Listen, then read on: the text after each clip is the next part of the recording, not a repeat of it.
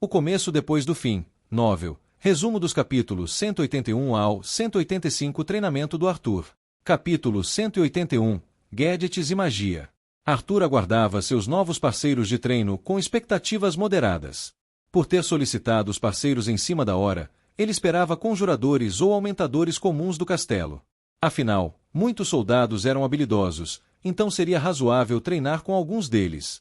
Para sua surpresa, no campo de treinamento, encontrou uma formação impressionante. 3 anciãos poderosos, a princesa Cátio e uma figura arrogante ao lado do comandante Virion. A seriedade do grupo fez Arthur perceber que o treinamento seria mais intenso e significativo do que imaginava. Virion o recebeu calorosamente e apresentou os membros do grupo.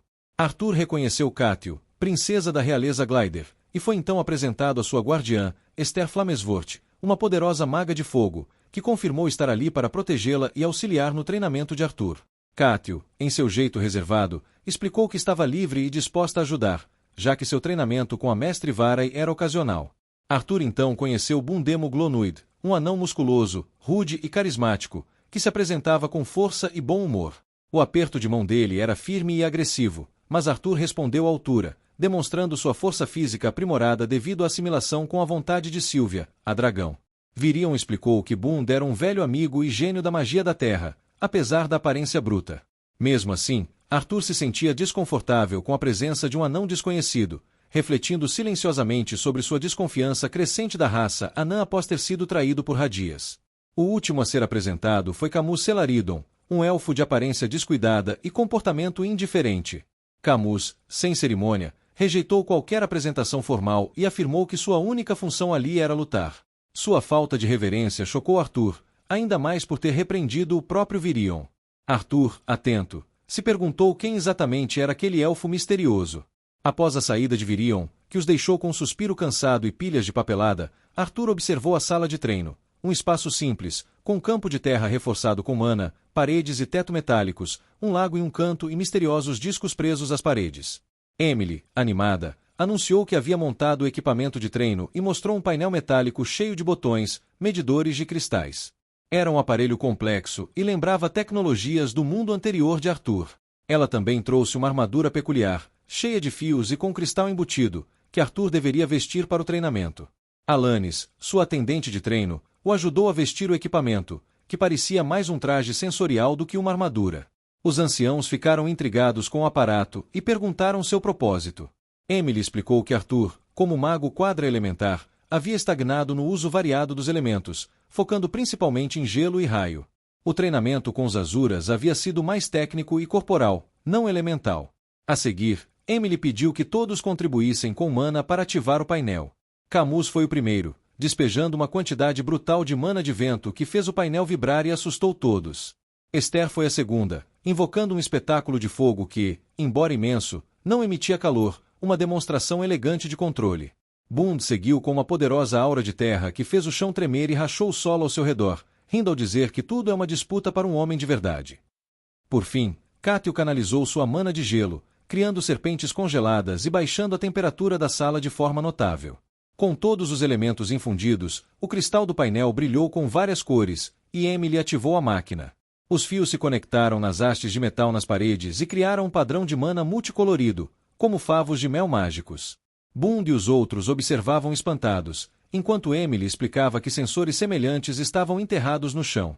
Então, Alanis se aproximou e pediu a mão de Arthur. Realizou um encantamento de varredura mágica, os olhos dela mudaram de cor, e uma aura esmeralda envolveu ambos.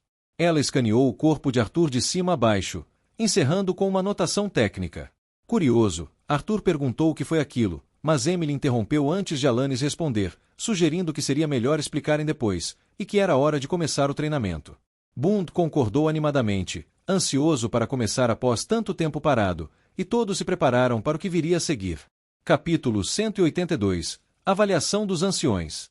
O campo de treinamento estava tomado por tensão e expectativa quando Arthur Levin iniciou sua batalha contra os 3 anciões conjuradores, Esther Flamesvort, Camus e Bundemog.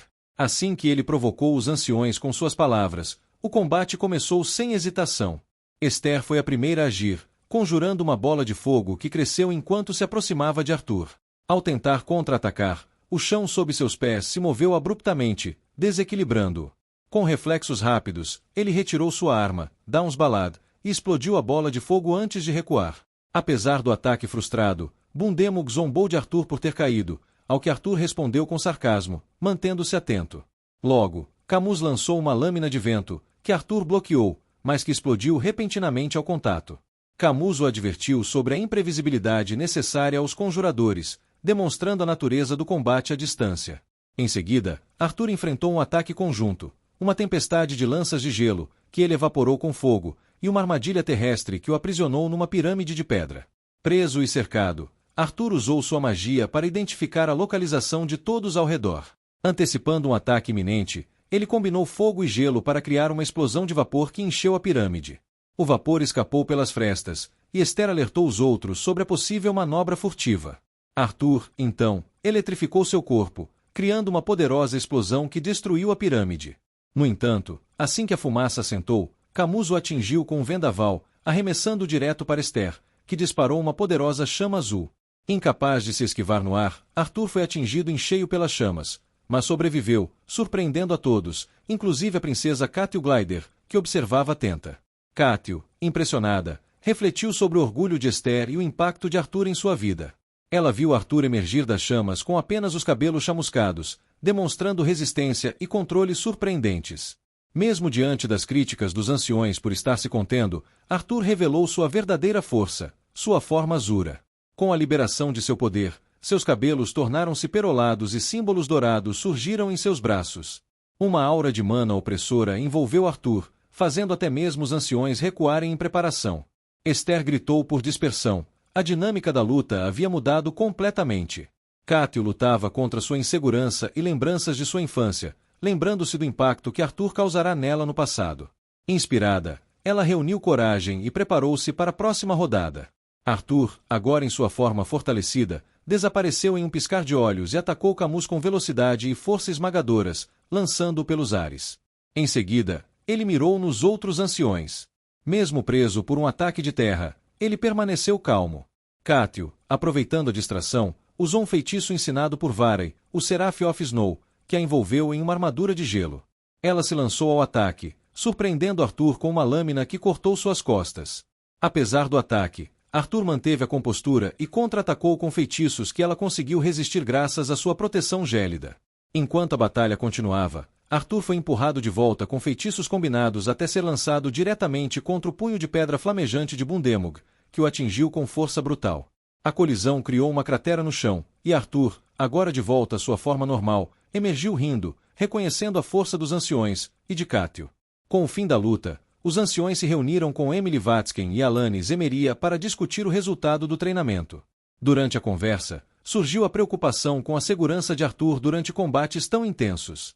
Emily revelou estar desenvolvendo um dispositivo que media a quantidade de mana recebida e acionava uma defesa automática para prevenir ferimentos fatais, um recurso com potencial para revolucionar o campo de batalha, mas ainda em fase de testes.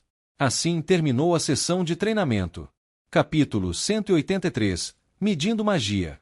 No ambiente repleto de tecnologia mágica, Arthur Levin participava de uma demonstração conduzida por Emily, junto a um grupo de magos veteranos. Todos estavam reunidos em uma sala coberta por discos especiais e equipamentos destinados a medir a energia mágica emanada durante o uso de feitiços.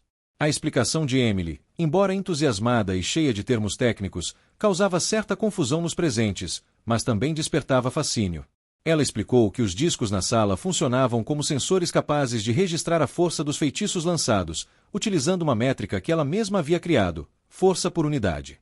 Essa métrica permitia medir a potência de um feitiço mesmo quando ele não atingia fisicamente os discos, através de sensores interligados por trilhas de mana visíveis. O sistema era sofisticado, envolvia sensores enterrados no chão e nas paredes, permitindo medir com precisão mesmo os feitiços desviados ou interrompidos. Arthur demonstrava curiosidade e fazia perguntas pertinentes, destacando-se entre os presentes. Emily também havia confeccionado uma armadura especial para Arthur, feita para trabalhar em conjunto com Alanis Emeria, sua assistente de treinamento. Alanis, uma elfa de poucas palavras, revelou ter a habilidade de observar o fluxo de mana de outras pessoas ao fazer contato físico, usando magia da natureza. Essa habilidade sensorial permitia que ela registrasse dados precisos sobre o desempenho mágico de Arthur, incluindo o tempo que a mana levava para circular de seu núcleo até as extremidades do corpo. Camus e Bund, dois dos anciões presentes, reagiram com piadas e comentários provocativos, especialmente sobre a conexão física necessária para Alanis usar sua habilidade. A tensão se mantinha leve, com um clima de familiaridade e brincadeiras entre os veteranos, o que chamou a atenção de Arthur, que começou a suspeitar que esses magos tinham um passado compartilhado. Enquanto os testes prosseguiam, Alanis revelou dados impressionantes sobre Arthur. Seu tempo de resposta mágica era extremamente eficiente, superando inclusive o de outras lanças. Após a ativação parcial de sua transformação, conhecida por causar mudança de cor em seus cabelos e olhos, a velocidade de conjuração de seus feitiços havia quintuplicado. Mais surpreendente ainda foi o fato de que Alanis sequer conseguirá registrar com precisão a velocidade de fortalecimento de seu corpo nesse estado. Era rápido demais para ser medido. Após os testes, já tarde da noite, Arthur acompanhou a princesa Cáthio de volta aos aposentos dela. O castelo estava silencioso, os corredores desertos e banhados pela luz da lua. Para aliviar o silêncio, Arthur puxou conversa sobre Curtis, o irmão da princesa.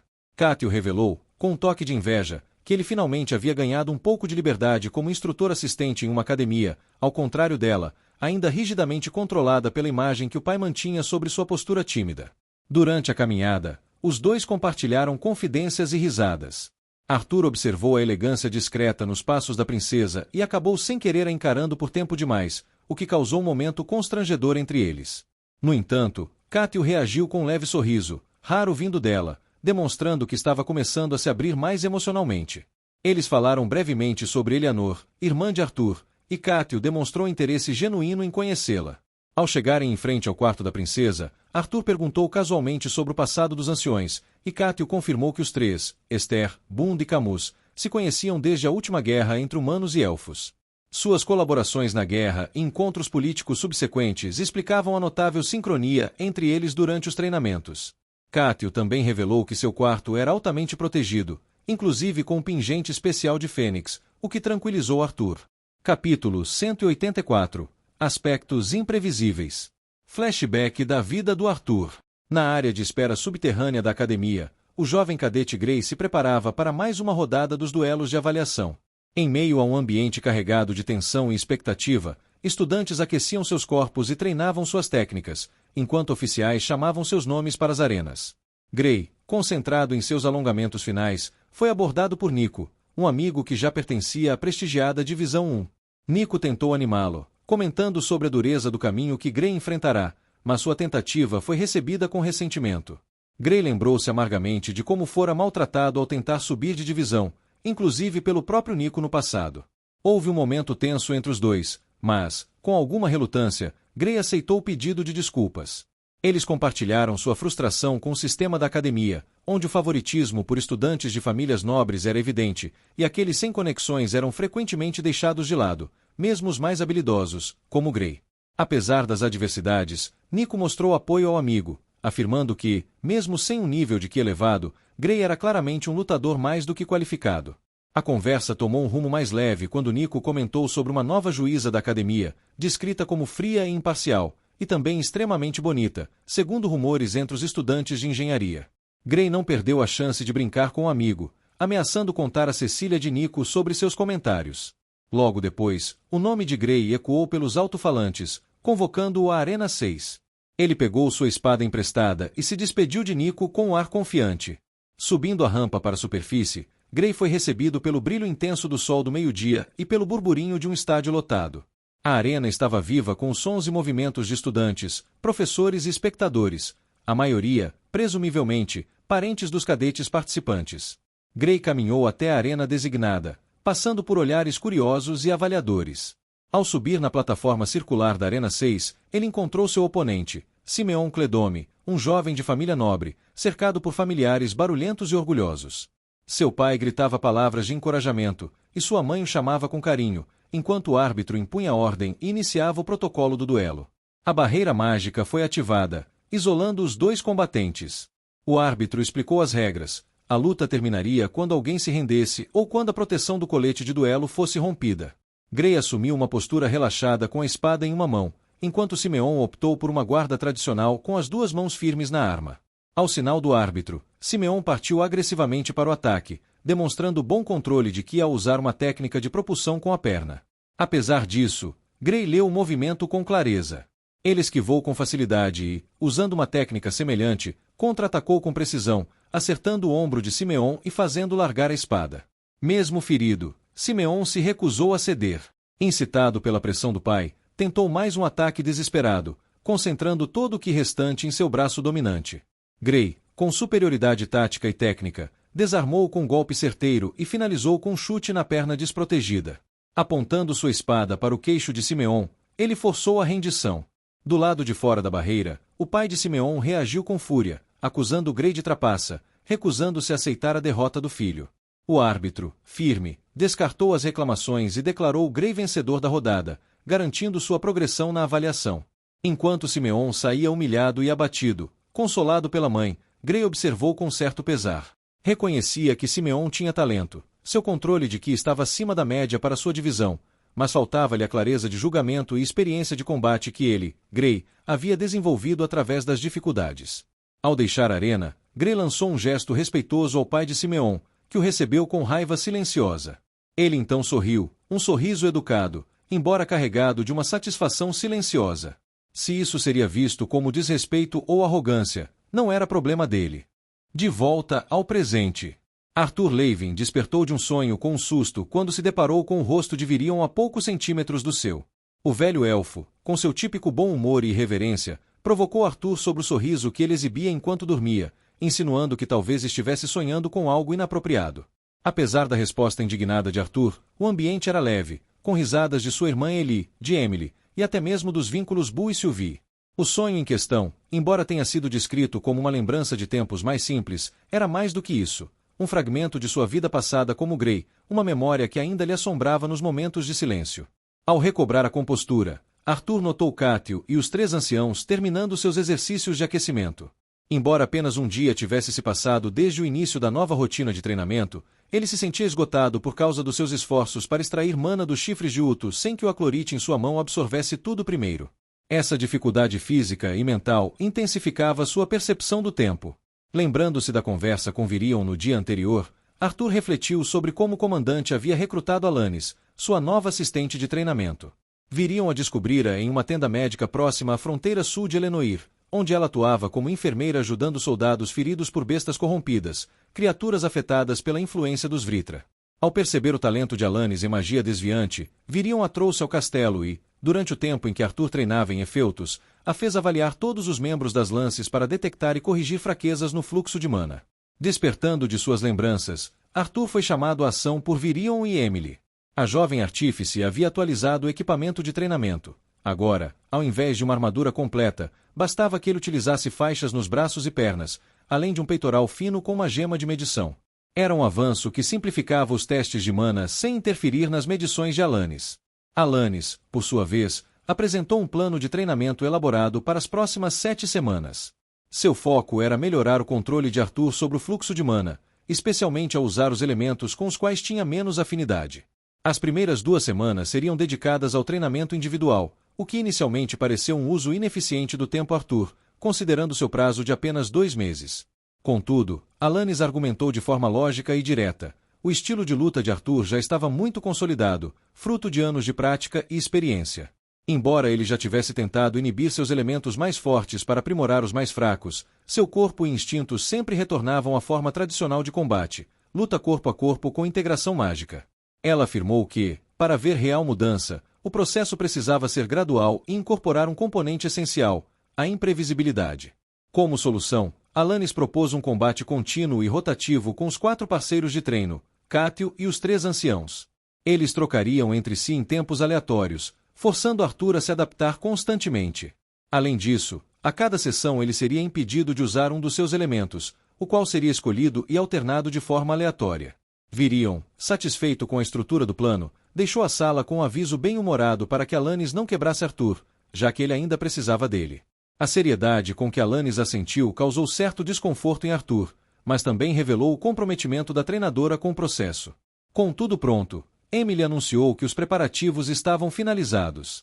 Arthur mal teve tempo de perguntar quem seria seu primeiro oponente quando o chão sob seus pés explodiu com força, impulsionando-o no ar. Foi uma surpresa apenas momentânea. Ele imediatamente suspeitou que aquilo fosse obra de Bund, o velho anão musculoso que, em pouco tempo, já demonstrava um estilo agressivo e direto. Enquanto era lançado a cerca de 6 metros do chão, Arthur viu seu oponente o aguardando com os braços abertos e um sorriso desafiador.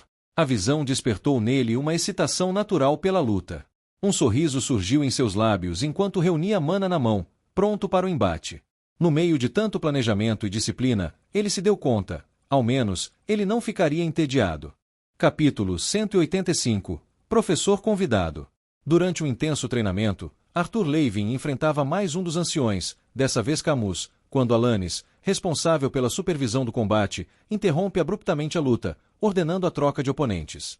Embora frustrado, Arthur recua, resmungando internamente sobre como suas lutas sempre são interrompidas nos momentos cruciais. Com a substituição, o ancião Camus dá lugar à anciã Esther, e Alanis instrui Arthur a restringir o uso de magia da água, o que o proíbe de usar também o gelo, limitando significativamente suas opções elementares contra uma oponente cujo elemento principal é o fogo. Enquanto se recupera brevemente do embate anterior, Arthur observa a plateia, notando que sua irmã Eli assiste à luta com atenção.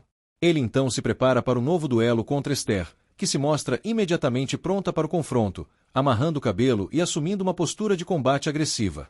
O uso de um anel de conjuração no lugar de uma varinha tradicional indica que Esther pretende lutar tanto à distância quanto em curta distância.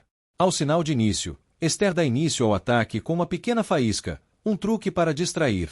Embora Arthur não esteja utilizando sua habilidade especial real em arte, seus sentidos aprimorados pela assimilação com a vontade dracônica de Sylvia o alertam do perigo iminente. Ele desvia por instinto e escapa por pouco de uma explosão de fogo que devasta a área onde ele estava.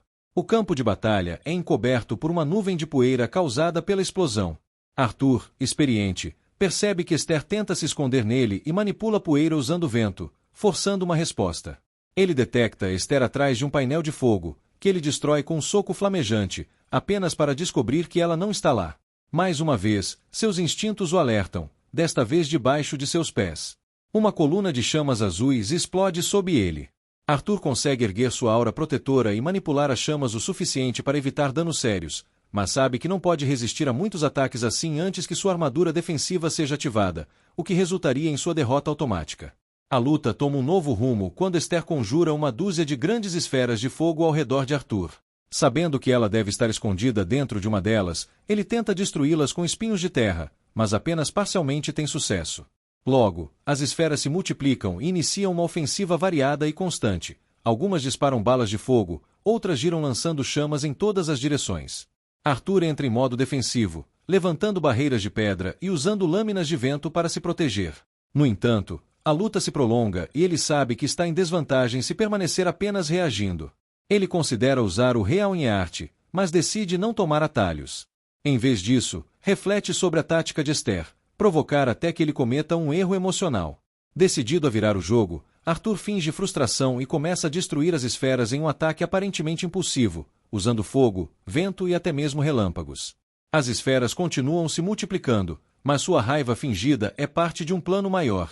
As esferas finalmente se agrupam e lançam seu ataque supremo, correntes condensadas de fogo.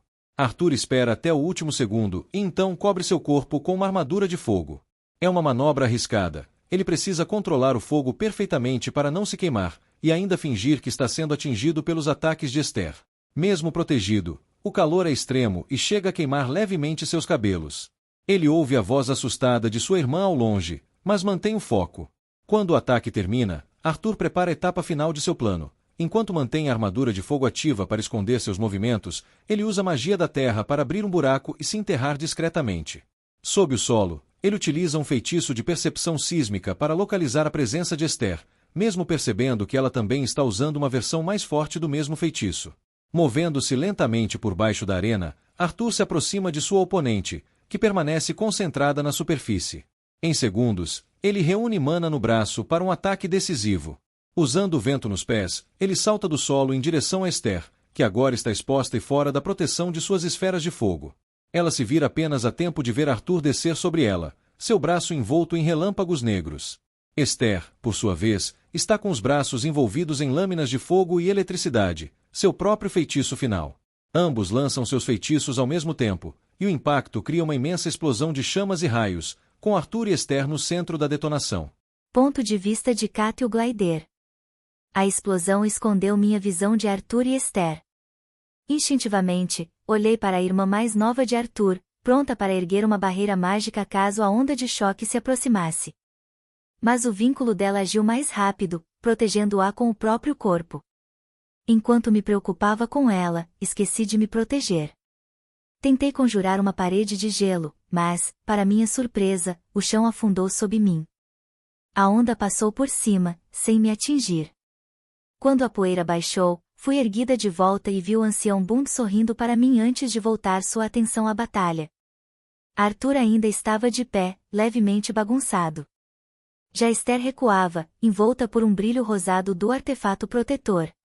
Bond e a artífice Vatskin se mostraram empolgados com o funcionamento do dispositivo, mas a irmãzinha de Arthur respondeu com um sarcasmo sutil, claramente não tão impressionada.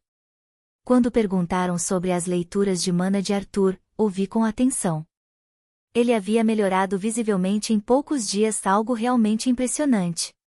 Foi então que o comandante Virion chegou, acompanhado pelo general Byron e mestre Varai.